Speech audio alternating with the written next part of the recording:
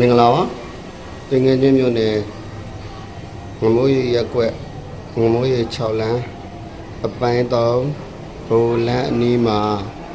6ထပ်တိုက်ရဲ့ဒုတိယတဲ့3လွှာစစ်ရောက်မှာမယ်အကျယ်က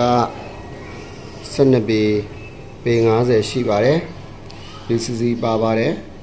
9ဘိုင်မီတာလည်းရှိပါတယ်ရောင်းစရသိန်း1430ခေါ်ပေမဲ့1380ပပရှော့နဲ့ရောင်းမဲ့တိုက်ခန်းဖြစ်ပါတယ်အရင်ကကျွန်တော်တို့ CV ဘန်နဲ့ချိတ်ဆက်ပြီးမှဝယ်ယူထားတဲ့သူကအခုအုံနာကပြန်ပြီးကမှဝယ်ယူထားတာဖြစ်ပါတယ်ပြောချင်တာက CV ဘန်အောင်ပြီးတဲ့တိုက်ခန်းဖြစ်ပါတယ်ဗန်ကျင်းနဲ့လည်းရောင်းမှာဖြစ်ပါတယ်အကျယ်က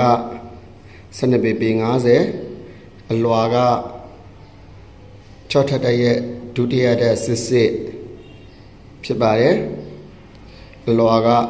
3လွာပါရောင်စရ1380ညီနိုင်စင်းနဲ့ရောင်းချပေးမှာဖြစ်ပါတယ်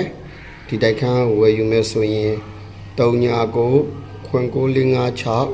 9333ကိုဆက်သွယ်ပြီးဝယ်ယူနိုင်တယ်လို့39 9ခွင်65 93ကိုဆက်သွယ်ပြီးဝယ်ယူနိုင်ပါတယ်နေရာကသင်္ကန်းကျွန်းမြို့နယ်